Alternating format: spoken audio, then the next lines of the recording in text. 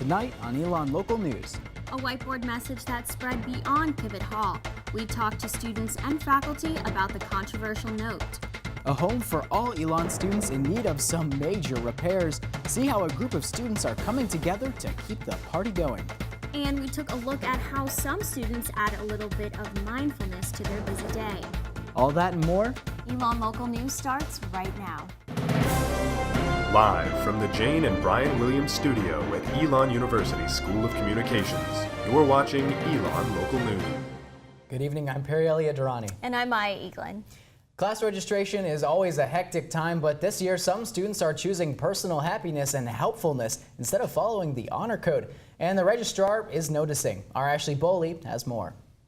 Some students are taking alternative measures to get the winter and spring course schedule they want during class registration. These students are taking advantage of the system based on last name and credits earned by using earlier registration times to hold classes for other students who register later. Due to fear of honor code violations, 2 students anonymously spoke about their registration. I think the registration process isn't feasible. One student is violating Elon's honor code to help others. I would do anything to really help out other students. I was a freshman once, and there are certain things like as a freshman that you can't do or you can't have. This student says she understands underclassmen's limitations. Sometimes it's always like seniors dibs first. But another student thinks differently. I didn't come in with any credit, so I was always the last time slot. Her friend, who is graduating early, had the first time slot for seniors at 7:30 Thursday morning. Around noon that day, she was complaining, so her friend offered to sign her up for her classes. Then at 5, they met and she added the courses as her friend dropped them. If my friend hadn't registered me, when she did, I wouldn't have gotten any of the classes that I wanted. But there are consequences for her actions. Assistant Dean of Students for Student Health and Wellness and Honor Code, Whitney Gregory, was not available to be interviewed on camera, but said via email, quote, "The university takes this seriously and would investigate potential honor code violations within the honesty integrity section of the Code of Conduct, as well as potential technology policy violations. If a student is found responsible for a code of conduct violation, we would evaluate the breadth and severity of each violation in order to determine appropriate sanctions." But the violation doesn't change this senior's mind. Even though it is an honor code violation, I do not regret it. Ashley Boley, Elon Local News. We emailed the director and the assistant director of student conduct for more information, would not get a response. If you know students registering for others, you can submit an anonymous report of a potential conduct violation via the online form available at elon.edu/incident-report.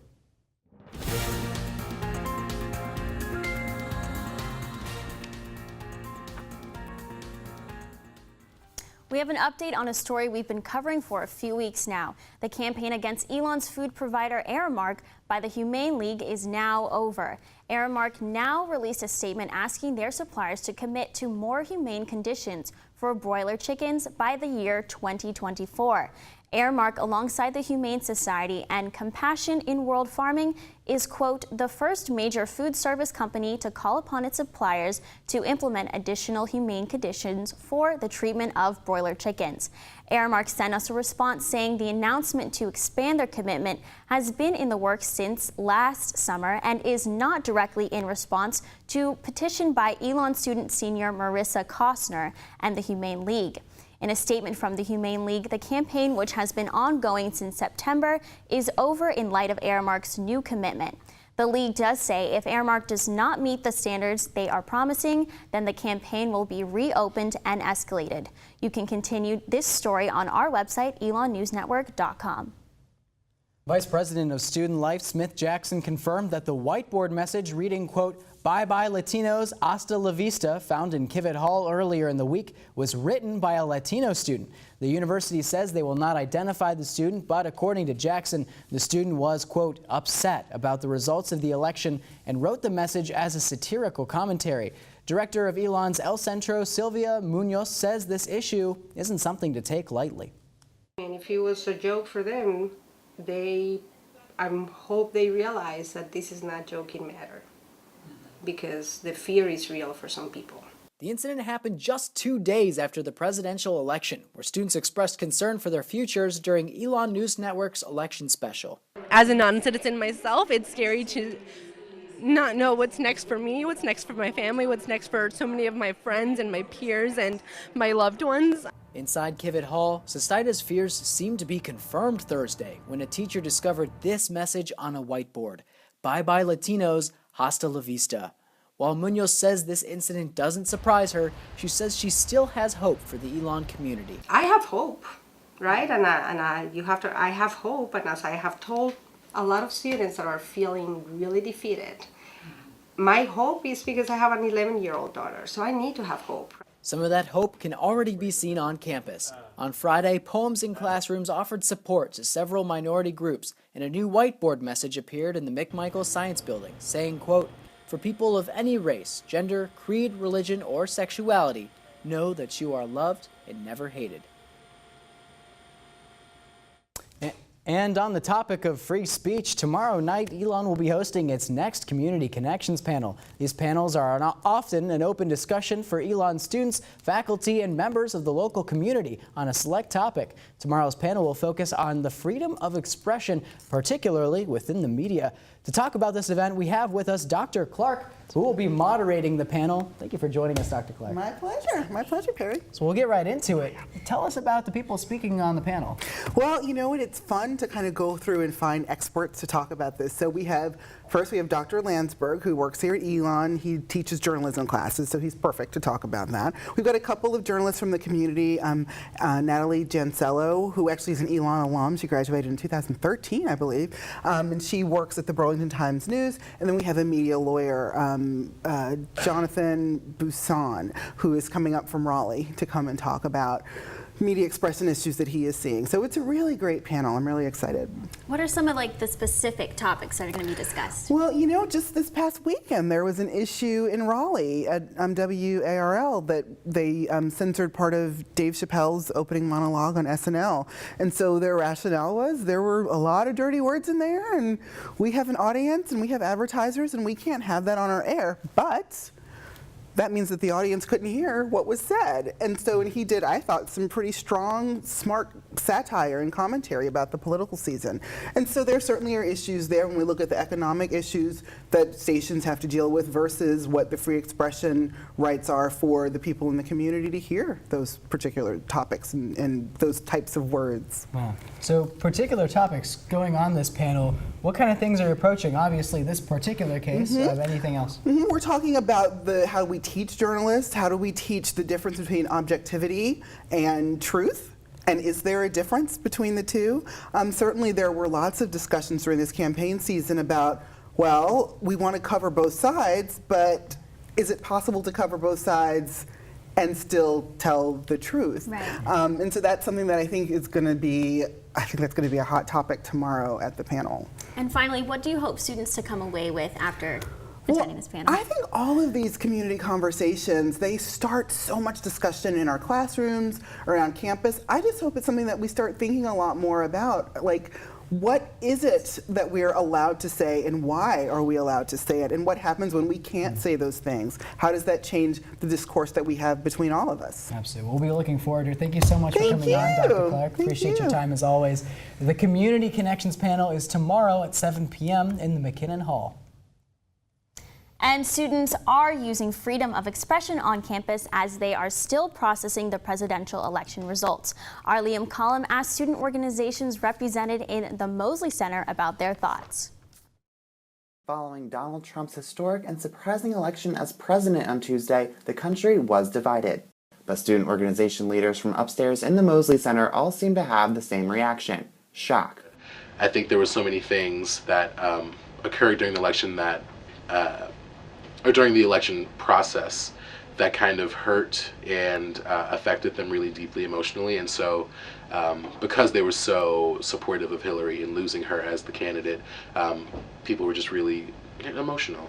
The Gender and LGBTQIA Center agrees that the divisiveness that came out of the result of the presidential election was due to the country's polarizing support for the now president-elect and for Secretary Clinton. I think this election came with a lot of emotions. There were a lot of people very staunchly supporting each side, and I think either way, people were going to be very emotional. Leaders from the Creed say reactions here at Elon have been similar to those from across the country and on social media. One great thing about this country is the freedom of speech, and so people are allowed to express themselves on a variety of topics and issues that come about, and the election outcomes is one of those issues that people can voice their opinions on as well. And so we support people in expressing practicing their freedom of speech. Referring to the outbreak of protests in major cities across the country.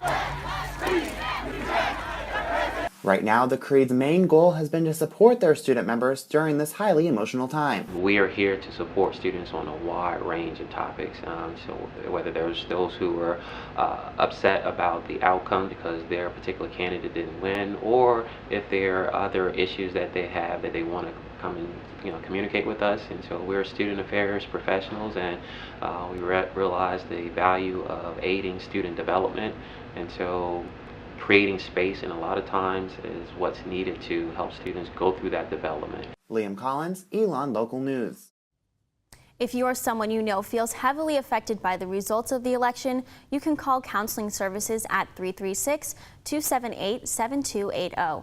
Appointments are available Monday through Friday from 8 a.m. to 5 p.m. Coming up, we talk to some students about a different issue on the ballot this year. And I'll have your Phoenix 5-day forecast for the rest of the week after the break.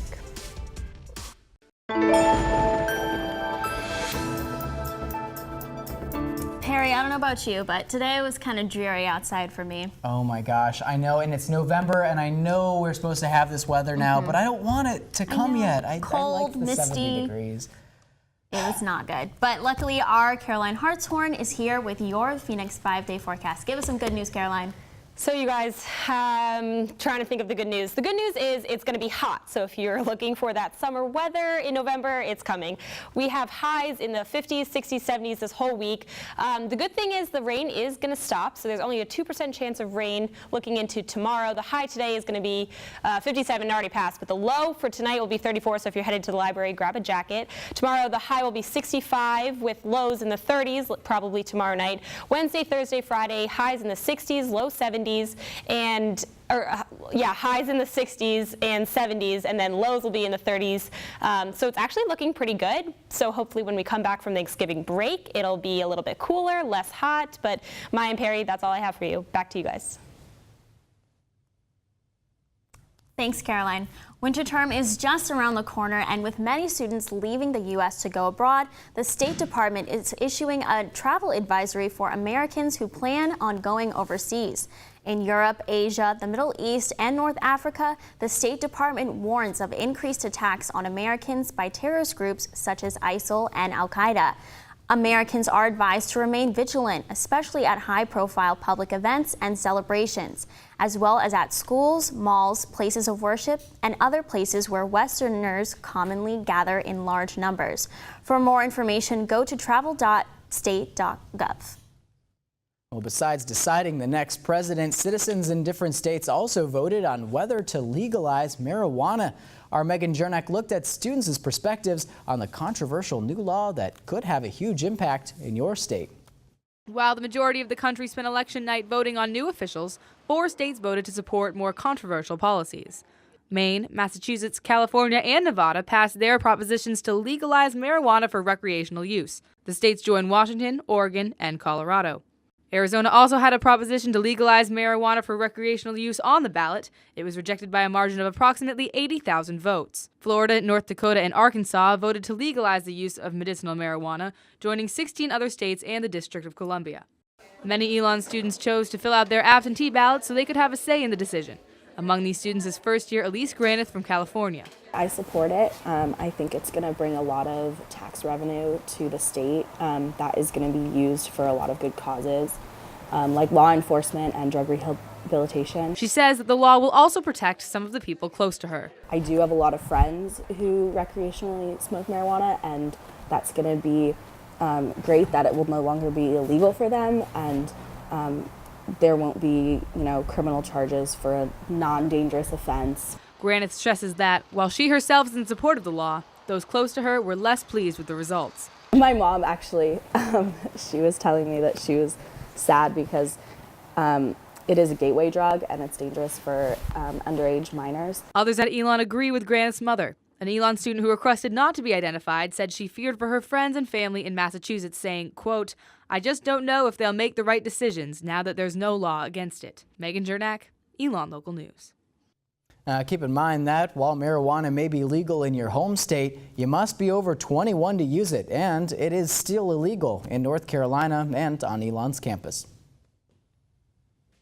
And after the break, find out how an epic dance party led to a massive repair. We checked out one group of students taking a little time for some peace of mind.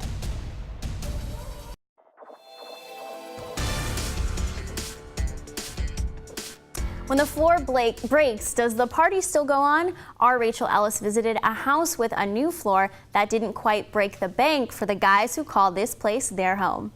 Oak House. No, not the Oak House, where Elon students and faculty get their morning coffee fix, but a house on East College Avenue, full of history and fun for everyone, but specifically to students involved with Christian life on campus. Oak House resident Senior David Taylor finds the Oak House not only a place to live, but also a home for a community. It gives people an opportunity to come hang out and just be a light kind of on campus where we're surrounded by fraternity houses, and we just want to open the door to anyone who wants to come in and experience what college is like, but not be tempted to drink or do drugs or something like that, just because they're in college now. With Oak House's open door policy, plenty of people are coming in and out to enjoy their weekend with friends. Well, the floor just about had it when it collapsed after about 150 people gathered to ring in Halloween. All of a sudden, it literally just went. Taylor says Oak House residents knew that the floor could collapse at some point due to warnings from past residents, but were still shocked that it finally gave in. There's even a chant about the floor troubles. Break the floor! Break the floor! Break the floor! Well, the floor did break and it needed to be fixed. Elon Young Life leader Julie Gibbons, along with some of her other Elon friends in the Christian community, decided to help out the boys and started a GoFundMe page to help pay for the repairs. And we just thought it'd be really neat as a Christian community to help out the guys this way and not let them be pressured to set up the GoFundMe themselves. The GoFundMe page took off and was shared all over Facebook. Yeah. $2,200 later, and I'm now standing on the fixed floor at Oak House ready to rage on. Rachel Ellis, Elon Local News. Wow. Break What a the funny floor. story. No, not this floor. We need it for Not at our least floor. 7 more minutes. Wow, but it was so nice for the community to come together and actually fund the repair of that floor. Awesome, and it's a wonderful place that a lot of people can gather and get together. Wonderful. Well, if you are looking for something to do tonight on a floor, how about some social justice? Tonight at 7:30 p.m. in Whitley Auditorium, the National Coalition for Homelessness is holding the Faces of Homelessness panel. The NCH is a national network of people committed to protecting the civil rights of those experiencing homelessness and hopes to share personal and powerful stories with Elon students through the panel. With Thanksgiving break approaching, a lot of professors have been assigning last-minute papers and projects. Our Miriam Rosales found one program on campus to help students de-stress. Sandy Stewart has been practicing Zen since 1967. He began the practice after he heard a radio interview with a Japanese Zen master, who he felt an immediate connection to. Wow, I want to meet this guy. And so after I was working on a ski lift, so when the snows melted, I went and found this Zen master and began practicing Zen with him. Stewart feels Zen has made a very positive impact on his life. I want to practice and then just laugh. And when you laugh, you forget yourself. Stewart has been coming to Elon for almost 15 years, leading various Zen services on campus. In addition to teaching the Zen theory and practice class every other year for winter term, to now leading the Sunday services. The chaplain wanted to have all kinds of different faiths represented, and so I was a handy nearby one. For 2,500 years, Zen has provided people with mindfulness and awareness through meditation. And for the Elon students, it hasn't been any different. Sophomore Nicholas Richu, who has taken Stewart's winter term class, believes that practicing the teachings of Zen has helped him become a better person. It makes me a more compassionate person and allows me to sort of like redirect the negative energy in my life to something positive. Stewart has no expectations for those who attend the Zen gatherings. Figure if they like it, they'll do it, and if they don't, they'll find something else to do to fulfill them, feel a sense of fulfillment. Miriam Rosales, Elon Local News. The next Zen gathering will be December 11th and will continue to happen throughout the spring semester.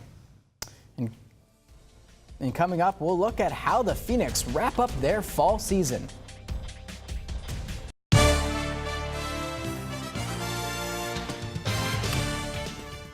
Quite a few Phoenix teams have been in the action lately. Our Alex Hager joins us in the studio with a full recap on all things Elon sports. Thank you, Perry. Well, it was a somber weekend for the Elon football team, and not just because the Phoenix lost by 30 to Rhode Island. The team celebrated its senior day on Saturday and kept one former football player in mind. Friday was the one-year anniversary of Dimitri Allison's death, which the coroner's office ruled a suicide after Allison fell off of a 10-story residential building at UNC Chapel Hill. Elon honored Allison by painting his number 10 at the 10-yard line, as well as having his mother, Lisa Hartman, and brother Sam stand on the 10-yard line for recognition during the senior day ceremonies. Many players came up to hug the Hartmans after the ceremony, and the team held an open conversation on the anniversary Friday, allowing anyone to speak about Allison after practice. On the field, Elon lost to the last-place Rams, 44-14, falling to 2-8 overall and 1-6 in the CAA. But it was a busy weekend in sports for the rest of the Phoenix teams as some fall seasons came to a close while some winter sports kicked off their seasons. Members of the Elon cross-country team made their way up to Charlottesville, Virginia on Friday for the NCAA Regional Championships. On the women's team, Kimberly Johansson shone in the women's 6K race, finishing 14th overall. Her time of 20 minutes and 51.7 seconds sets the all-time record for the Elon women's team. Nick Silkowski, this year's Colonial Athletic Association individual champion, had to pull up short after an injury around the 2-kilometer mark forced him to stop running. At the end of the meet, the men finished 27th overall and the women came in 11th overall. Here's what head coach Nick Polk had to say after the races. Actually, that's all the time we have for you tonight. I apologize for technical difficulties, but thank you so much for joining us here on Elon News Network, on Elon Local News. Don't forget to follow us on Twitter and have a good night.